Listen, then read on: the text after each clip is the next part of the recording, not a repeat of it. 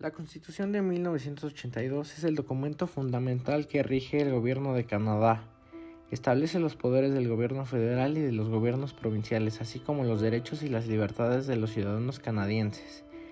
Las principales características de esta Constitución es que es un documento patriado, es decir, fue aprobado por el Parlamento canadiense y no por el Parlamento británico.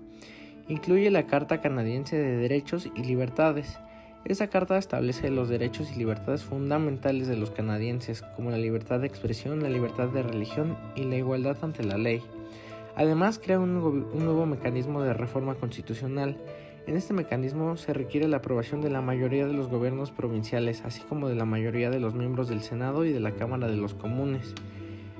El federalismo es un sistema de gobierno en el que el poder se divide entre un gobierno central y gobiernos locales. En el caso de Canadá, el gobierno federal y los gobiernos provinciales comparten el poder en una serie de áreas, como la defensa, las relaciones exteriores, la moneda y el comercio. La Constitución de 1982 estableció un sistema de federalismo en Canadá que otorga a los gobiernos provinciales un mayor grado de autonomía del que tenían anteriormente.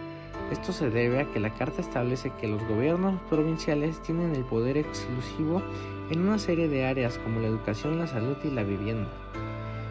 El federalismo canadiense ha contribuido a apaciguar los conflictos culturales en el país de varias maneras. En primer lugar, el sistema de federalismo reconoce la diversidad cultural al otorgar a los gobiernos provinciales el poder de administrar sus propios asuntos culturales. Esto ha permitido, entre otras cosas, a las provincias que tienen una cultura particular, como Quebec, desarrollar sus propias políticas culturales.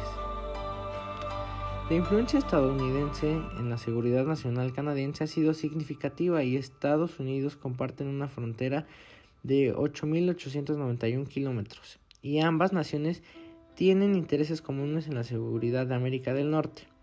En el ámbito militar, Canadá y los Estados Unidos tienen una larga historia de cooperación. Las dos naciones participan en una serie de alianzas militares como la OTAN y el Comando Norteamericano de Defensa Aeroespacial.